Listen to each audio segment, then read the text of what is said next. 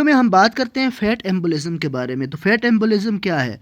इसका मतलब ये है कि फॉर एग्जांपल आपका फीमर फ्रैक्चर हुआ, तो फीमर के फ्रैक्चर के बाद जो है जो बोन मैरो है उससे फैट पार्टिकल जो हैं एंटर हो जाएंगे इनटू द पल्मोनरी सर्कुलेशन। उसकी वजह से क्या होगा? डिस्निया यानी शॉर्टनेस ऑफ ब्रेथ। इसके अलावा और क्या हो सकता है? डिस्निया के अलावा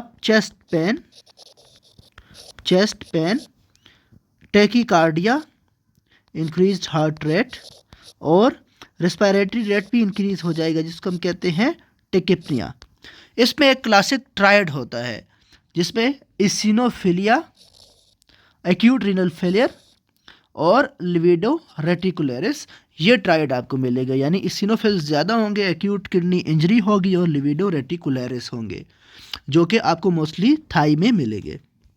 फिर अगर हम बात करें इसके कॉजेज़ की, तो सबसे जो इम्पोर्टेंट कॉज, जैसे मैंने बताया कि ट्रामा है, फॉर एग्जांपल किसी का अगर फीमर फ्रैक्चर हो गई या ड्यूरिंग एनी एक्सीडेंट, और इसमें ये होता है कि मोस्ट कॉमनली एसोसिएटेड होता है with the long bone, specially femur and pelvis. जैसे कि मैंने आपको अभी बताया, इनके फ्रैक्चर्स में ये फैट एम्बोलिज्म मोस्ट कॉमन है।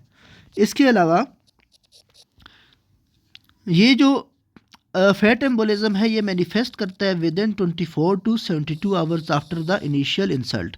जैसे फॉर एग्जांपल आपके पास फीमर के फ्रैक्चर के साथ पेशेंट आएगा, वो इनिशियली स्टेबल रहेगा, लेकिन अचानक से विद इन 24 टू 72 आवर्स वो उसकी कंडीशन डिटेरियोरेट होना शुरू हो जाए, शॉर्टनेस ऑफ ब्रेथ डेवलप होना शुरू हो जाए, तो इसका मतलब है कि उसमें फैट एम्बोलिज्म हो सकता है और आपने उसको लाजमी ज़हन में रखना है।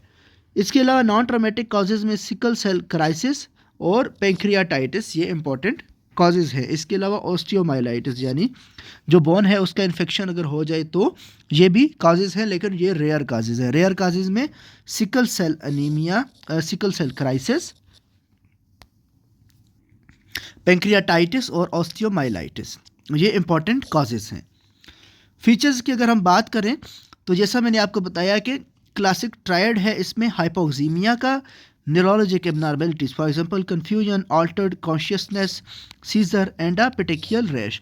क्योंकि जब फैट एम्बोलिज्म होगा तो जो हमारा जो सेरेब्रल ब्लड फ्लो है वो कम हो जाएगा, तो उसकी वजह से अल्टर्ड कॉन्शियसनेस और सीजर्स हो सकते हैं और कन्फ्यूजन हो जाएगी।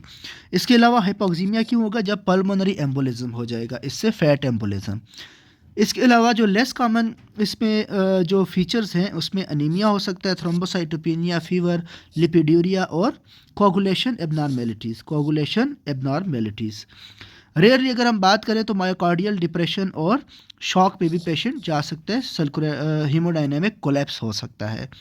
इसकी अगर हम डायग्नोसिस की बात करें तो इसमें क्लिनिकल ट्रायड जो होता है, जो मैंने आपको बताया था कि eosinophilia plus acute renal injury और acute renal failure plus livedo reticularis, ये आपने ये क्लासिक ट्रायड को ज़हन में रखना है। और आपने अदर पॉसिबल कॉजेज़ जो हैं, पल्मोनरी एम्बोलिज्म फॉर एग्जांपल हो गया, तो आपने अदर पॉसिबल कॉजेज़ को आपने रूल आउट करना है। फॉर एग्जांपल प्रेग्नेंट पेशेंट है तो उसमें आपने एमनियाटिक फ्लूइड एम्बोलिज्म का सोचना है। अगर ट्रामा की हिस्ट्री नहीं है तो फैट एम्बोलिज्म के चांसेस बहुत कम हैं।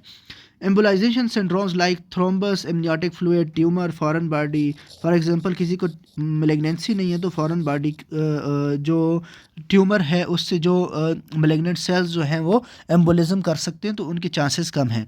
और अगर आप जो है कोई इंट्रावेनस ड्रग एब्यूज़र नहीं है, फॉर एग्जांपल जो कि टाक इंजेक्ट करते हैं इनटू द ब्लड वेसल्स, जो कि इंट्रावेनस ड्रग एब्यूज़र्स हैं, अगर उनकी हिस्ट्री ऐसी नहीं है तो आपने फिर फॉरेन बॉडी का नहीं सोचना है। और एयर एम्बोलिज्म जो होता है ये मोस्टली न्यूरो सर्जरी के केसेस में देखा गया है, जो कि प्रोलॉन्ग न्यूरो सर्जरी के केसेस होते हैं, उनमें एयर एम्बोलिज्म देखा जाता है।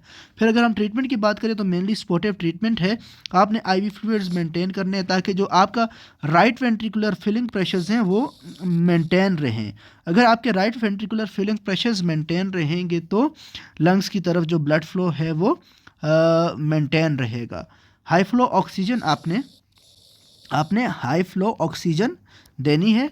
और इसके अलावा जो है एक चीज़ आपने याद रखनी है कि जो डायोरेटिक्स हैं, फॉर एग्जांपल लेसिक्स और फिरोसिमाइड, ये आपने बिल्कुल भी नहीं देने, क्योंकि इसकी वजह से क्या होगा कि राइट वेंट्रिकुलर आउटपुट जो है वो कम हो जाएगी और इसकी वजह से क्या होगा कि प्री लोड जब कम होगा तो उसकी वजह से लंग्स की तरफ फ्लूइड जो फ्लो है ब्लड का वो भी कम हो जाएगा। स्टेरॉइड्स जो हैं ये इस्तेमाल कर सकते हैं आप सीवियर और रिफ्रैक्टरी केसेस में। मोस्टली पल्मोनरी एम्बोलिज्म के जो ट्रामा के बाद केसेस आते हैं वो सीवियर ही होते हैं या रिफ्रैक्टरी होते हैं टू ऑक्सीजन सप्लीमेंटेशन। तो ऐसे पेशेंट्स में हमने स्टेरॉइड्स यूज़ करने हैं और most patients recover fully, recover spontaneously.